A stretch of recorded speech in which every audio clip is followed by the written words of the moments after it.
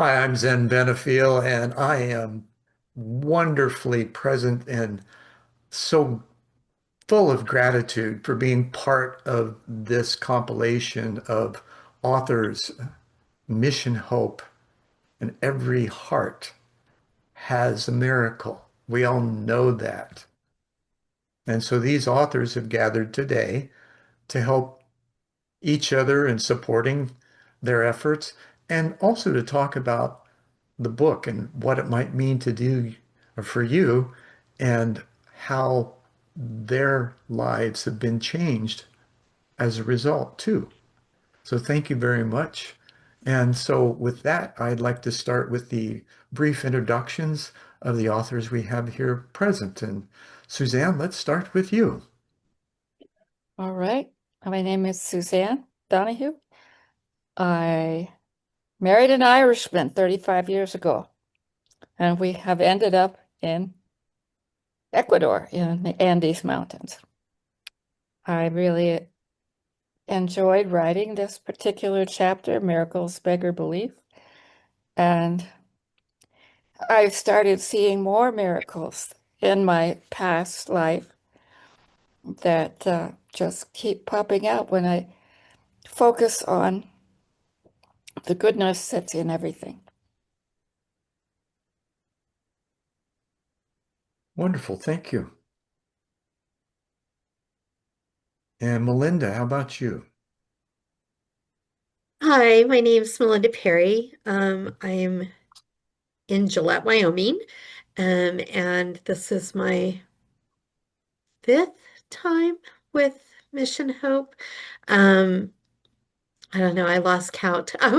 And my chapter is called Just Call Out, and it's about generations in our family who have been pronounced as crossing over and have decided they were just kidding and decided that they weren't done yet.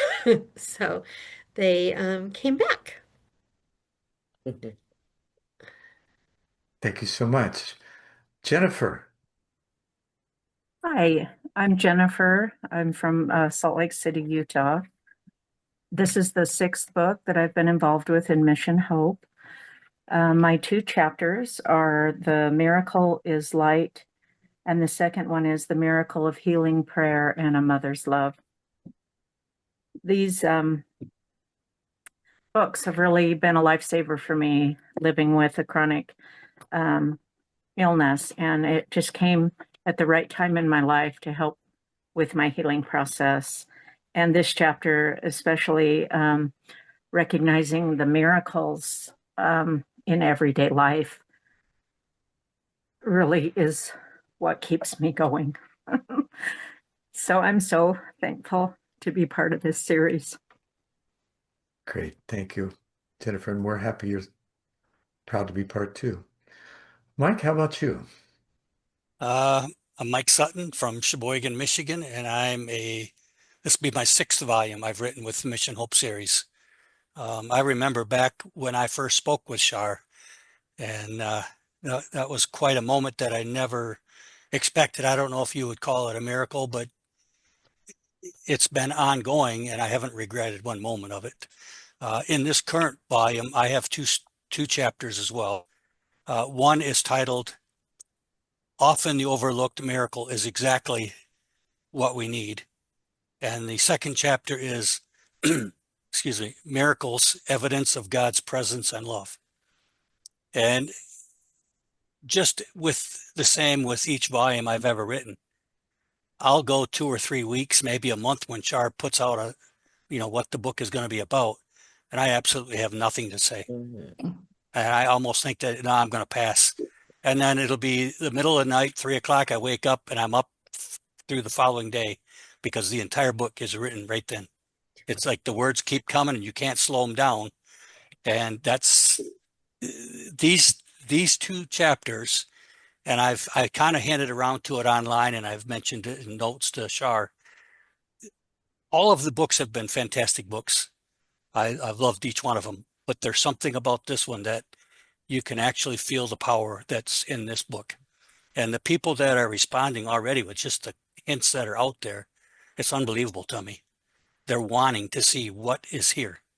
And it's like this could not be better. Super. Thanks, Mike. Joanne? Mike, I second that emotion here because I remember telling Shar, and Shar, thank you so much for this opportunity and Mission Hope. Mission Hope is a blessing and it brings forth so many miracles, not just in the people that are writing it, which is interesting, but also with all the people that we're sharing it with, which is so wonderful and important. And my chapter is called Awaken to Miracles because I think that we have so many miracles that we don't pay attention to in our lives. Just we're here, we're celebrating one another, we're celebrating the next book. Thank you so much, Shar. You're a blessing. And also the miracle of life, the miracle of connection. There are so many miracles that like we do overlook, and it's time to look at them and celebrate them and honor the miracle that each one of us is. Thank you so much. Thanks, Joanne. Eleanor? Yes, thank you. And a big thank you to Shar. Once upon a time, I shared a snippet of my story, and someone said to me, I had no right to behave like that in the hospital. So I didn't tell another soul about my story until now. It's time to let it out. And the chapter is Believe, Become, Empower. I've come to realize my worst experiences are our gifts in disguise. And I unveil everything, what I learned from the moment on the gurney to the outcome of what happened to me. And it sounds like fairy tale, but I have a scar on my neck to prove I had a quote, an irreparable broken neck. And the entire staff called me a walking miracle upon being able to walk out of the hospital. And I'm grateful for being able to share with people to never give up on your hopes and dreams. Keep going because we don't know what's yet to come. And it always gets better and better when we go with a positive mindset. And the message to me was to begin serving communities. And that's exactly what I strive to do through the Smooth Sail blog. Thank you again, Shar and Zen. You're welcome. And Fabian? Oh, thank you, Zen. And I want to thank Shar again, as always. And I'm so inspired by hearing my fellow authors' stories, little snippets of their stories. It's incredible. One of the reasons I am part of the Mission Hope was because I had such a deep desire, and I have all my life, at least the second half of my life, to help others and be there for others, whether it be teaching voice to children, whether it be doing my online counseling work, whether it be doing mediumship as well, whether it be singing, writing music, and anything to do with helping. This book is all about that, and we share that passion. What brings these authors together, all of us, is the passion. And Shar has been able to definitely attract all the right people. So I'm here in northeastern New Jersey, outside of New York. I'm a New Yorker and lived in New York most of my life. So I have a very international view. I lived in Europe for a while when I was young too. The first book, I've written on all six. The first book started with the loss of my husband. There have been many losses, which I'm sure many of us can relate to. And he was from Ecuador, and I'm hearing the Ecuador story here repeated, which is an interesting synchronicity here. And so my kids, who look Irish, are half Ecuadorian. So I just wanted to throw that in there. The chapter that I wrote in this book is called When Love Reaches Across the Veil. And it's something that I never really spoke about. I have to say, I was only 22 years old. My mother had just passed away. And so it was very, very close to me. And she was able to help me save my own life. Okay. in a life and death situation in New York City. The first year I lived there, first year and a half I lived there. So if this can help save someone's life, um, whether it be mediumistic abilities or just the fact, and I think any human being would be able to hear their mother's voice that passed over to help them if they were open for it. So I think we all have these gifts. I really believe that deeply. And if we can help others with these gifts, I've used these gifts to help my clients, to help my friends, to help my family members, then the more people I can help through this, the happier I am. And thank you again, Shar. And thank you all authors, and thank you, Zen, for having me. Thank you. And Mercedes.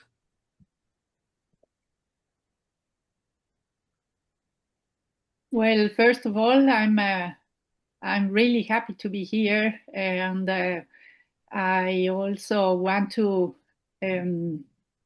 acknowledge the fact that if it wouldn't be because of Char and her trust in me and sometimes pushing me a little bit more, made this magnificent adventure of participating or being a co-author of those 3 books that is a miracle itself. In this book, I wrote 2 chapters. The first one is Unwavering Faith, A Tale of a Miracle, Mother Mary and a Necklace. And the second one is The Almost Moments, a series of crazy, unexpected miracles. I think that when we go back in our life story, not only our life story, but the story of our ancestors, we are able to uncover so many miracles, and we don't sometimes we don't even realize how profound the impact is on those miracles in our lives. And I think, like I said, we really need to acknowledge and give thanks to the universe, God, the source, whatever you want to name it, this powerful energy that gives us the capacity to overcome those very hard moments, and at the same time be so proud of having the opportunity of witnessing all those things and passing them on in our families and through this wonderful book. Thank you. Thanks, Mercedes. And I'm Zen Benefiel, also a contributing author. I'm first time with Mission Hope. I participated in another volume called Rattled Awake with Lonnie Ray that was just phenomenal experience. And I know this one's going to be equal to, if not greater than, just simply because of the messages and the method, the idea that we can share what we've experienced in life with others to give them encouragement and hope for their own lives. Now, I've done also, um, sounds a little out there, but I've written 49 books of my own so far. And it's been a wonderful cathartic experience. And for this volume, my chapter is called Miraculous Through Line. So I'm kind of, I went from orphan to oracle, if you will, and the experiences that I've had, including near death that was quite different than most. It was volitional. I had prayed to know what truth was and was willing to die for it. And during meditation was asked if I was willing to die for what I believed in, and landed on something that I was, and I did. Ended up in light and beyond, which was consistent with all the other near-death experiences, or most of them, that have happened. And so this is an opportunity that I felt in being allowed to express that and invited by Shar I'm just so happy to participate. So thank you, and thank you all. So let's talk about things a little bit further. So in this journey, question I want to throw out is how did writing this chapter change the way you see your own journey? Bobby, let's start with you.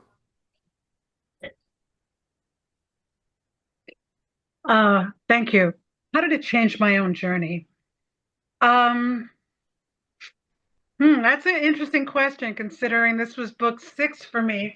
But yes, this chapter was very different than the others because it wasn't about loss. It was about revealing something about myself that I don't know that I was yet ready to reveal. So it didn't come as easily until I made the decision, and it took me a while to make the decision to actually sit down and do it. And I had to go through a good deal of anxiety and a good deal of physical, I'm going to say physical trauma in order to get this written. And I did it fairly quickly within 2 weeks once I started, but I had to stop and start, stop and start. And I didn't really have this experience with the other chapters. So it was like I hadn't processed it yet.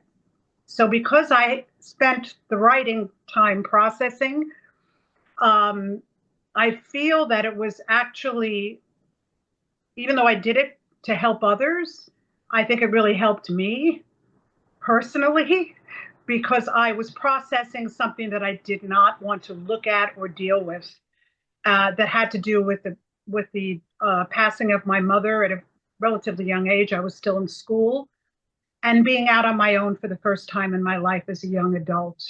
And I guess that was something I wasn't looking at. So I thank again Shar and for convincing me that this was an important story. And I'm just going to say thank you, and thank you to God and Spirit and my mom for coming through so strongly, and for Shar for showing me that this might be very helpful to many people. And that's all I have to Thank say. you. Oh, thanks, Fabian. Um, Melinda, what misconception about hope does your story quietly challenge? Wow. That's a good question. Let's see. Repeat it one more time so I make sure I got it. Sure. What misconception about hope does your story quietly challenge? Wow. Misconception about hope. Um, Well, you got a fearless image up on your cabinet behind you. I was wondering if that might have something to do with it. I am a little fearless. I go through life with no fear-based decisions. And so and I'm really high in positivity. So hope to me is just part of who I am. I don't think that um, hope has ever been a challenge for me. And so when I look at the stories that all of my stories that I've written have all been very much who I am as a person and what brought me there. But this one was different because this wasn't anything about me. It was about all the people in my life that I grew up with that had, crossed over and came back. And I guess maybe it was about me because maybe they crossed over to keep me in line because this You little just munchkin can really go forward without any fear-based decisions. And so I think maybe looking at it, I think there's always great hope. I think we forget to look at what hope actually brings to the table sometimes. very true.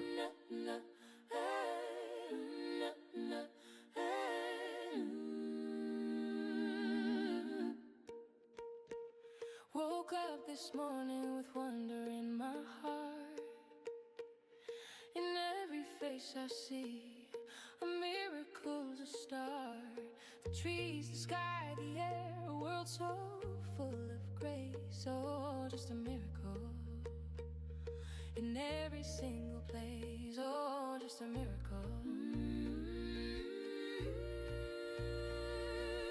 Ooh, you're a miracle, just a miracle. In every soul we find a world so beautiful.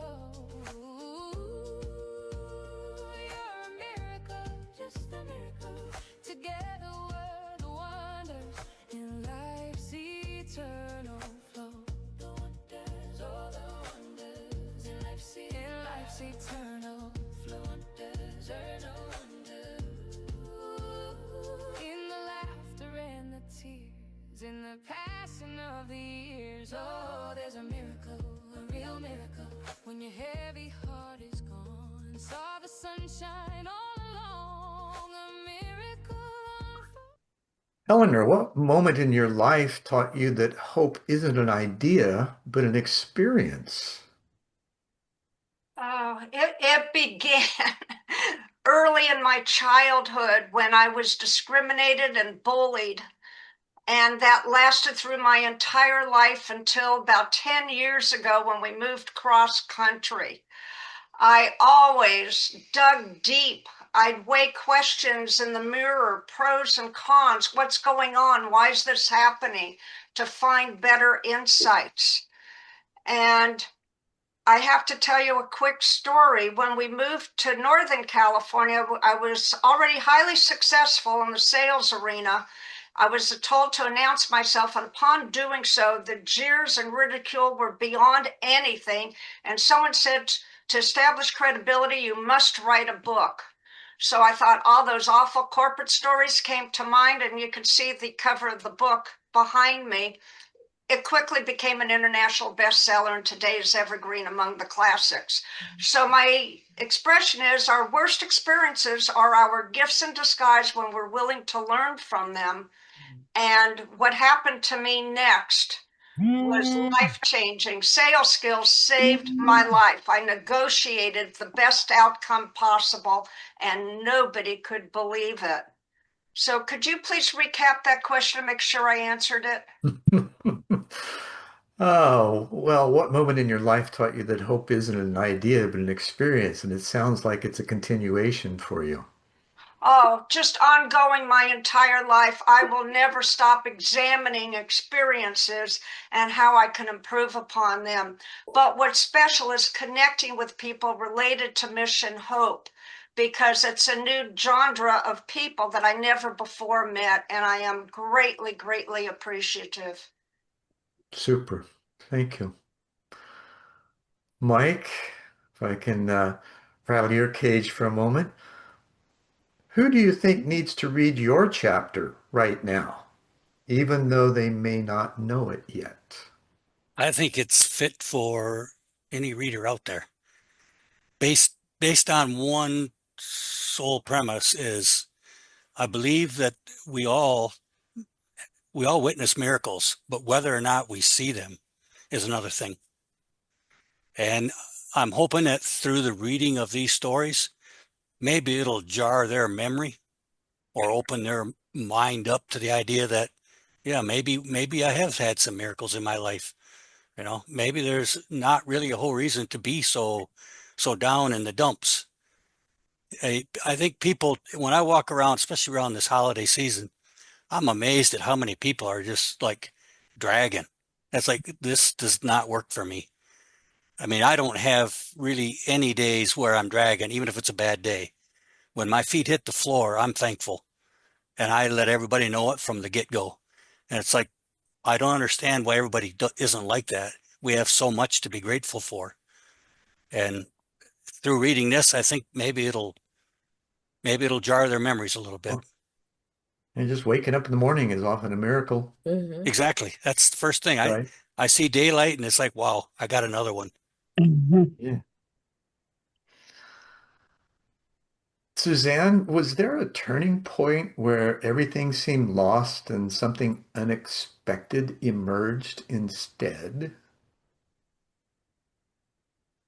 Yes. How can I put this?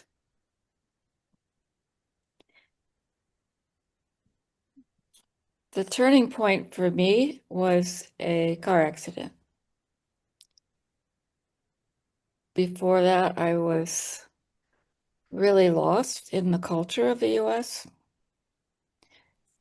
Didn't know which end was up and what was true and what wasn't true.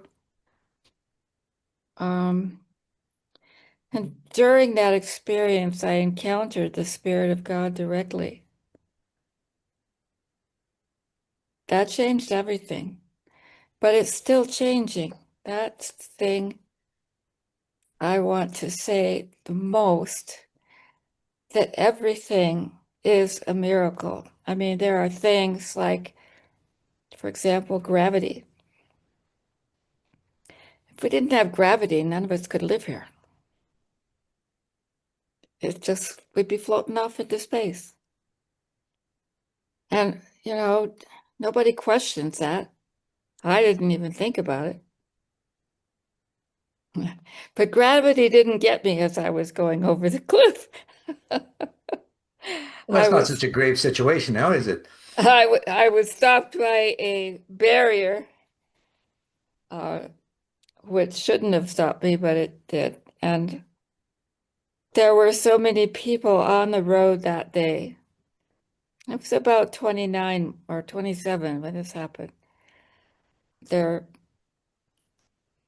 thing that just struck me to the core was I didn't really want to live anymore anyway. So I was disappointed that all I had was a broken fingernail. And this couple came out of their RV and she grabbed a hold of my hands really tight. She said, "Are you okay?" Of course, I was in shock, so no, it wasn't okay, but I said, "Yeah, yeah." And since then, the adventure for me is continuing to look for messages, directions, advice, teaching from the Spirit, because I am aware that the Spirit is alive in everything. It's all a part of creation. It's alive in each of us and all the people we don't even like. Hmm.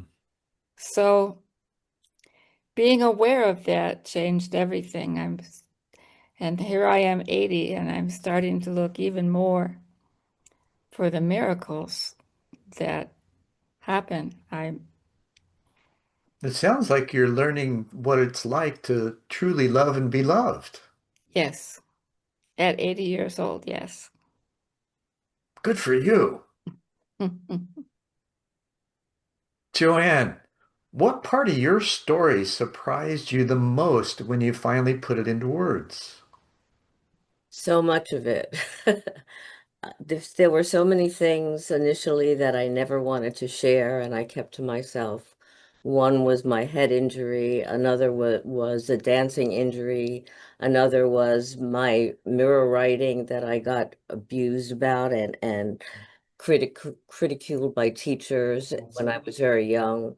And so all of this I kept inside for a long time, and it became apparent that being able to share these things that changed me, that transformed me, would actually be helpful to other people too, because I started to learn when I had my dancing injury and I couldn't walk and I couldn't sit and I felt, and I was young, I was in my 20s, like late 20s, and I felt hopeless. I felt like there was nothing left. And I remember falling asleep and having a dream. And I'm an empath. I love helping people. That's my mission in life. And I'm also a coach and a counselor and a healer.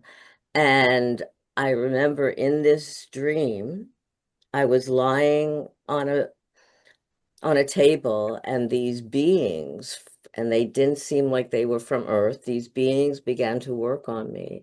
And before that, I had almost given up. I thought, I don't know how much pain I can endure anymore.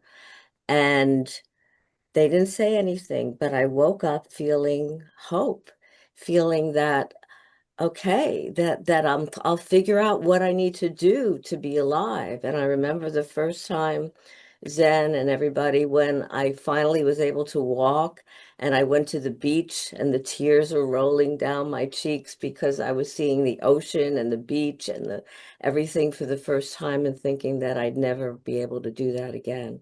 So to me, there's so much of life that's a miracle. And as Mike said, and everybody said, we overlook that, but that's kind of got me going, the hope and the miracles. And Shar, you are such a blessing and a soul sister to me. Thank you so much for, Thank you, because Joanne. I said to her, I don't know how to write this chapter. I'm going to cry. I don't think I can write it. And it took me a while. And like Mike, suddenly it all came forth. And it's so important to share our times. I remember when I fell down the flight of stairs and I had a traumatic brain injury. I couldn't talk, I couldn't sounds and light and everything was so over the top. And again, another time when I thought, okay, I don't know why I'm here, but here I am and able to tell you, whoever you are, that you need to be able to embrace the miracles, the miracle that you are, the miracle that we've already talked about, that when we awaken, it's a new day. We are alive. Mm. That in itself is an incredible miracle and a blessing that I am eternally grateful for. Thank you so much, Zen. I don't know if I overspoke, but it all came forward. You spoke to, and that's the important part of it, Thank you. right? We need to hear. So Jennifer, I think you're going to love this. What inner voice almost stopped you from sharing this story? And why did you write it anyway? Oh, that's a good one because with this story, a couple of times I was having a difficult time um, coming up with what I wanted to say.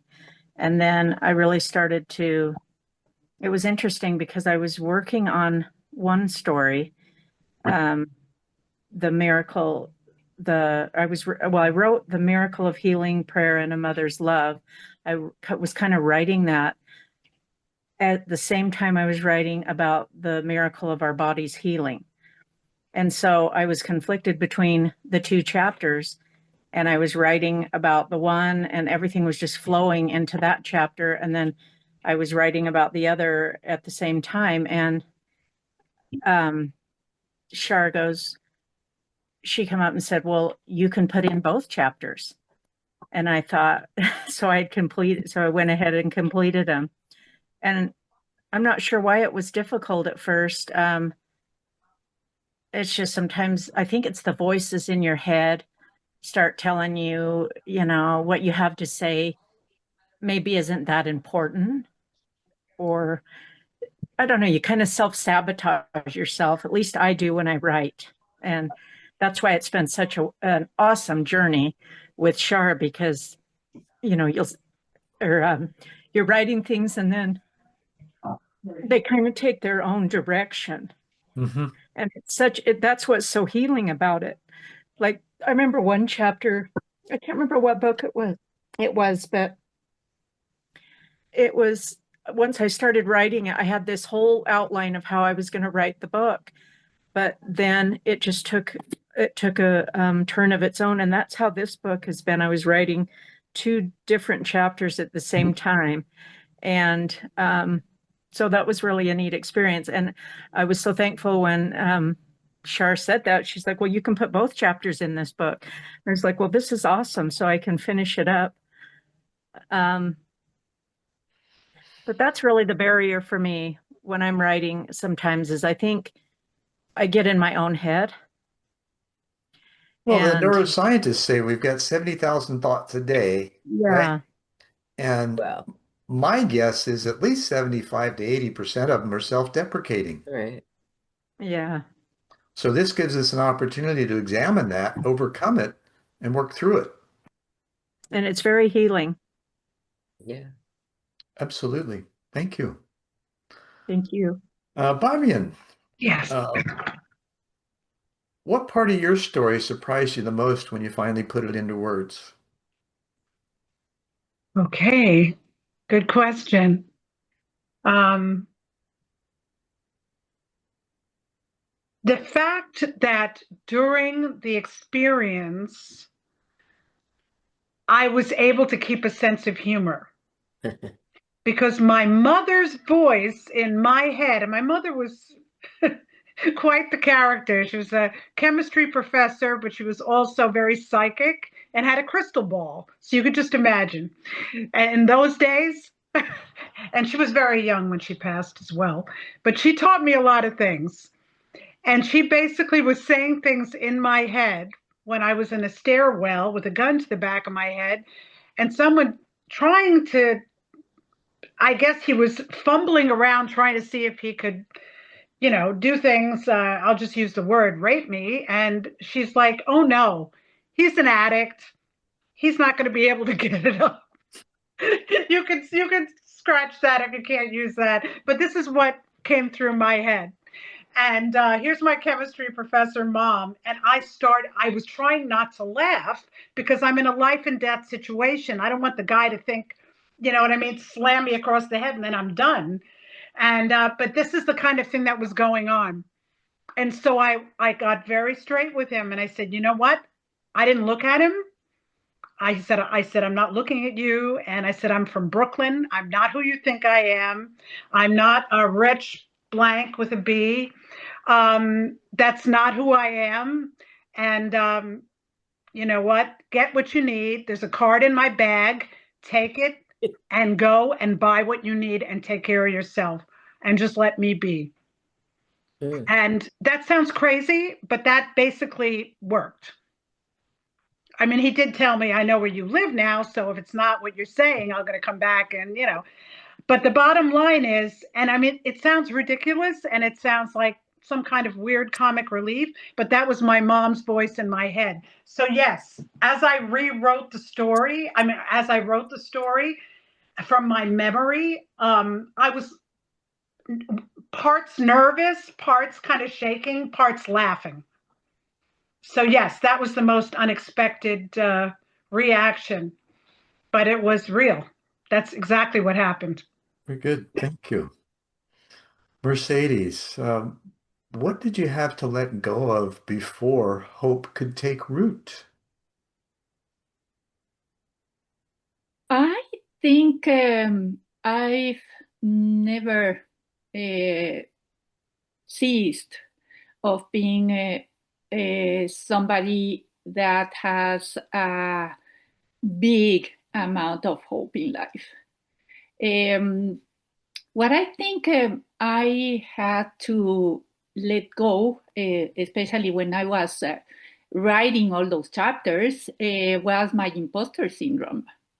Thinking that probably it was not good enough.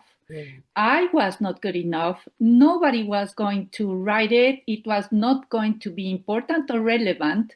And I really had to go through all those fears because those fears are so ingrained, so deeply rooted from childhood even. And I remember, I think I was 8 years old, and it was in one of those classes in primary school. I wrote a fairy tale. It was my homework. When I came to school, the teacher said that it was not me who wrote it, it was something that maybe probably one of my parents helped me. I don't even remember the whole story, but then I was put down, and it was also the imposter syndrome. It's me who's writing, but it's not me at the same time. So yes, I think that was the biggest part, not only when writing, but in many chapters in my life that I had to let it go. For example, I was I was selling, I was exporting flowers from Ecuador. And I remember when I started, my mother was telling me the worst thing in life is when you become a salesperson. It was a very conservative way of looking at things and not exploring your full potential. That's my analysis now as an adult, and I had to basically not obey her, not follow her instructions, become a rebel. I'm the rebel in the family, the black sheep, and I'm really proud of it. So I became very successful, and I had clients all over the world. And the Ecuadorian roses are the best ones, and they were being acknowledged as a very good product, thanks to me in part. So going back to this imposter syndrome and not feeling good enough, not being good enough, and having those voices inside your head, I think sometimes we have to shed all those layers and become stronger. In some way, we have to reinvent ourselves. So that's my story. Thank you. You're welcome. You. And thank you.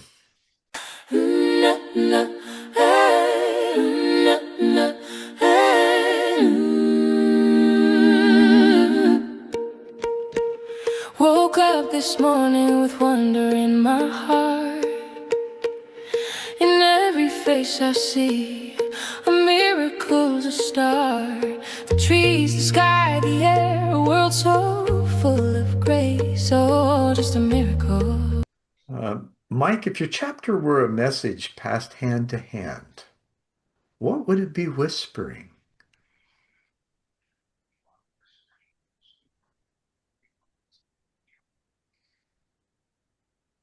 We're listening. I think that's what I would leave it at, I totally agree with you. without giving anything else away.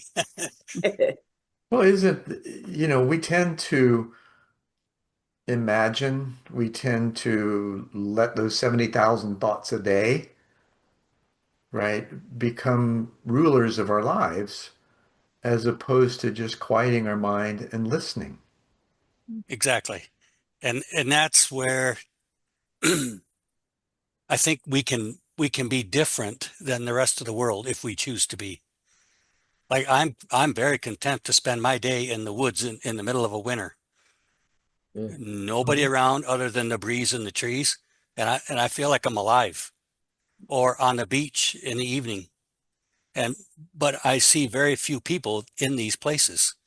So it tells me that everyone else has got that forlorn, dragged around look buzzing around town, but they're not venturing out to see the beauty that's Sure. surrounding us. Do you think that has anything to do with American codependencies? Oh, I think so, quite a bit. Do you A think the lot of rest of it, the world is like that? I don't think near as much, because I told it to someone today. I think that a lot of the people nowadays, and it doesn't matter the age so much, primarily the younger ones, even though they might be in their 30s, early 40s, they've got a lot to learn. There was this another senior sitting there, and he looked at me and he kind of smiled. He says, "Yeah," he said, "when you figure out that you need to step your foot forward without asking for help and do the best you can do, then you're on your way to learning."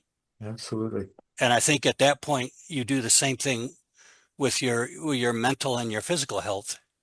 Is you can sit back, and I've had a disease since I was 35. And I never knew it. I would walk almost 3,000 miles a year, and all of a sudden I couldn't walk 10 minutes. And I wrote about it in volume 2, but very few picked up on it. And I know that each year it progresses, but I could dwell on that all day long and be down in the dumps, or I could take the days that I have that I'm full power. I can be beating the trees in the woods or running down the lakeshore, and that's where I would sooner be. And I think it's It's healing for your mind, your heart, your soul, and your body. Yeah. Just listening. Our parents give us a lot of things, right? My adoptive father used to say that his father got a hell of a lot smarter from the time he was 15 to the time he was 30, right? And as we get older, and most of us are similar in age, and I think we realize, we basically have five different relationships: mind, body, spirit, planet, and cosmos. And these relationships become significant as we mature and recognize that, oh, this codependency that I have, this imposter syndrome that I have, this feeling less than that I seem to embody a lot, right, is really superfluous. That there's much more of a connection available, and the hope is there to have it. And the sharing of our stories are ways that others can see their own reflections in us and advance in their own lives. I think that's what gives us the opportunity and the reason we have all gathered in sharing that. And Shar was the instigator. I think a lot of times too, when people read the Mission Hope series, it really comes through even to me as a writer. There's not a lot of pride in these chapters, and I don't think that you could write with a lot of pride the way that these chapters are written. At some point in your life, you get to a point where it isn't about you. It's Right. about what can you do for the other person, which is kind of without even dwelling on it, a humbling position, but such a great position. I mean, you're trying to make someone else feel good, but it's actually working on you at the same time. And Absolutely. it just makes it all go around. Sure. It's like taking your, transitioning pride to self-effacing humor, right? About the stuff you had to go through and how you did it and got through it that gives others encouragement because they're not wallowing, right? It was like, okay, if I can do this, you can do it too. Exactly. So, Suzanne, I'm going to come back around to you. Um, if a reader remembers only one feeling from your chapter, what would you like it to be?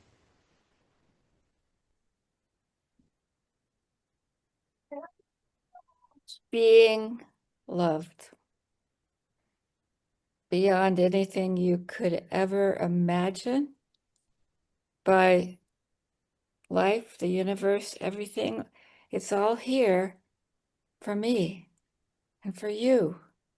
And we can take it in. It's a gift that we were meant to take in. Mhm. So I would like them to feel like, where's my gift? I can find it. What's here for me to make everything move upward? Thank you. Joanne, how about you? Repeat the question then. If a reader only remembers one feeling from your chapter, what do you hope it might be?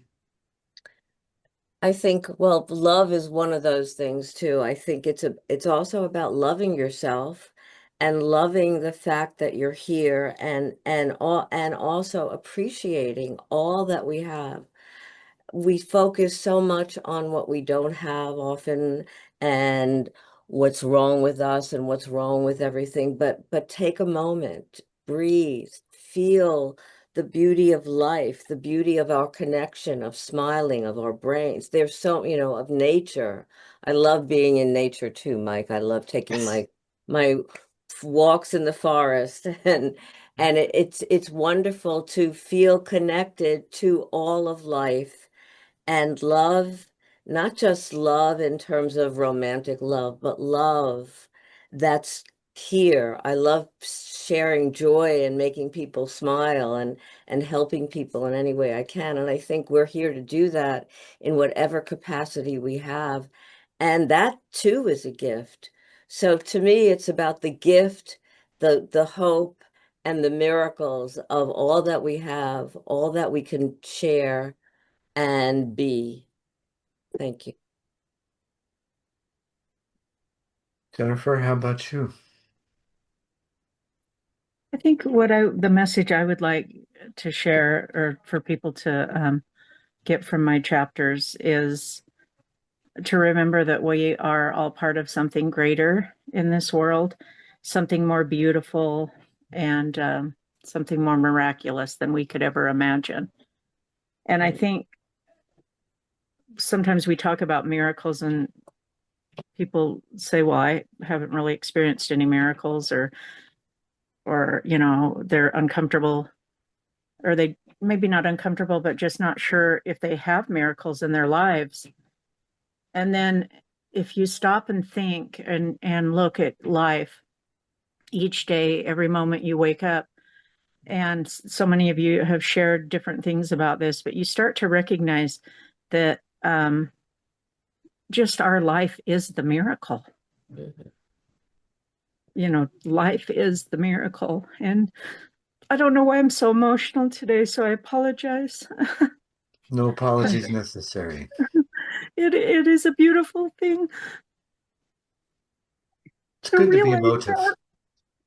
Yeah, I mean, it is so beautiful to realize that life is a miracle, and there's so much to be thankful for and to discover, and it's a journey, and it's a beautiful journey if we look at it that way. And I love to be out in nature too, and to hear the birds and the trees, and just to quiet my mind.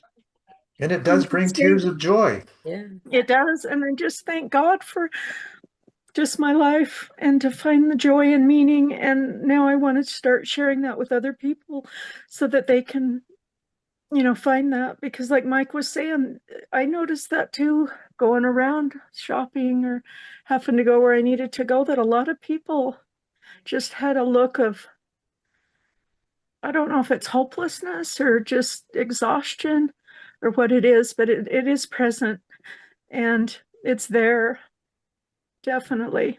There's definitely a tension in the world. Yes. Thank you so much. Melinda, how about you? Oh, probably I'm just gonna say when a feather appears, an angel is near. Love that. That's probably the best thing I could say about my chapter, what I want people to take away with them. Very good. Short and sweet. Mhm. Things don't have to be complex. I think the most joyous, expansive, interconnected moments are just a moment. Right. It's simple. Yeah, it's so simple. Eleanor, how about you? What part of your story? The part of my story that, again, I became more philosophical, and all that negativity improved my life. And I came up with a quote that when negativity hits and darts are thrown at your back, don your well-oiled superpower cape, fly above, watch the darts fall below, and fly to where you were meant to be. Work for the greater good, and we only have one life to live, and our duty is to live it our way.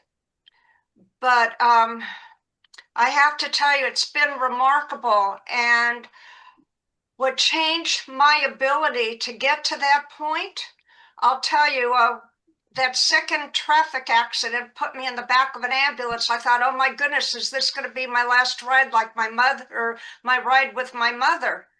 And then I thought, no, Eleanor, you have to start thinking positively. And positive thoughts are what carried me forward to this point in time. And although people called me stupid my entire life, I started to believe in myself and share what I had on my mind. But more importantly, by connecting with people, connected with Mission Hope and other communities that have inspiration included, changed my life for the better. Good for And you. we So just what would have be to the one keep feeling that you'd like your readers to end up with one feeling. from your chapter? Yes. Um, we only have one life to live, and our duty is to live it our way. Awesome. Thank you. Mercedes, if a reader remembers only one feeling from your chapter, what do you hope it is? I think it's that you are never alone, even if you think you are. Um, it's the sense of community, acknowledging that you are part um, of this network, and being grateful, being grateful for everything that you have, because um, going back to never being alone, it's not only about the human beings that are around you, but also those beings of light, and your ancestors as well. You have a real team that is backing you up. So I would say that's what I would like the reader to take from my chapters. Thank you. You're welcome. Fabian? I want people to get from what I'm writing. And my message is stay present in the now. That's all we have. The point of power is only now.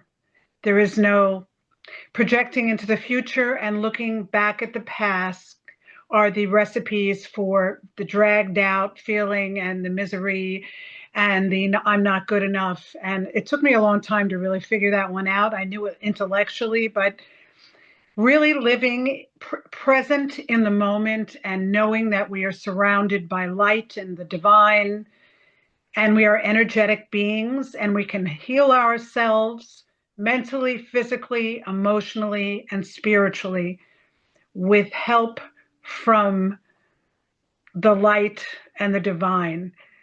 Stay in the now. You will experience everything you need, including love, which is the most important. Thank you. Thanks, Fabian. Mike, how about you?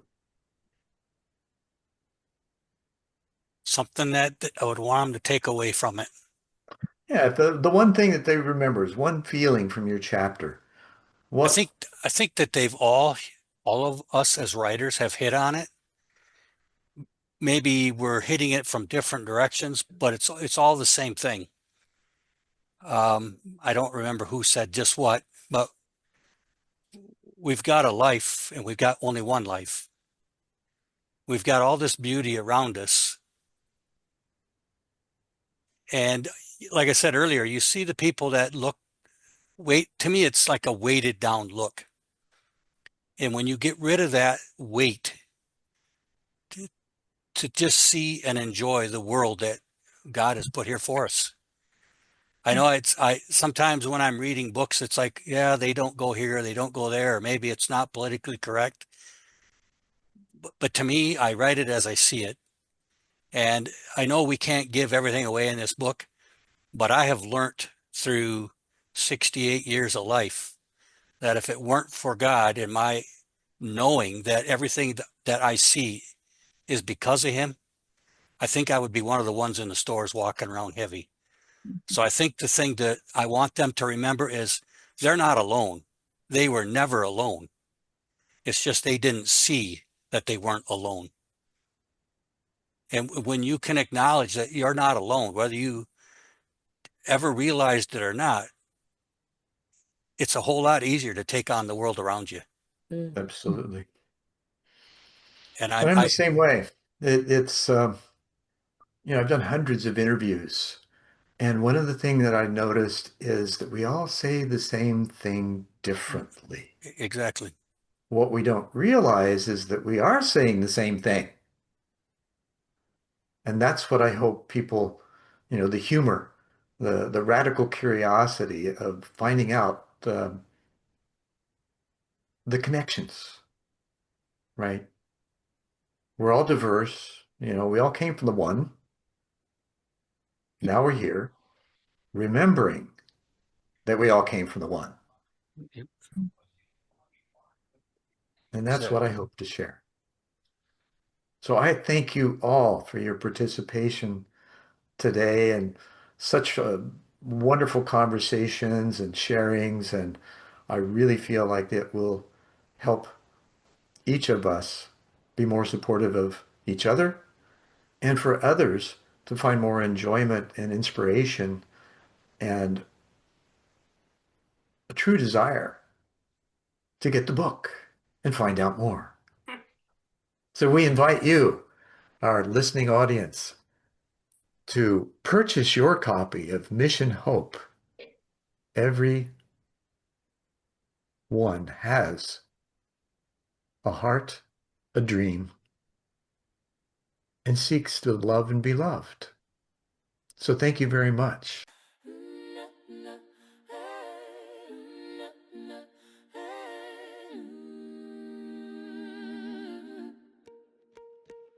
Woke up this morning with wonder in my heart. In every face I see, a miracle's a start. The trees, the sky, the air, a world so full of grace. Oh, just a miracle. In every single place, oh, just a miracle. Ooh, you're a miracle, just a miracle. In every soul we find, a world so beautiful. Ooh, you're a miracle, just a miracle. Together we're the wonders in life's eternal flow. The wonders, oh the wonders in life's eternal flow. Wonders, eternal wonders. Ooh, in the laughter and the tears, in the passing of the years, oh, there's a miracle, a real miracle when you hear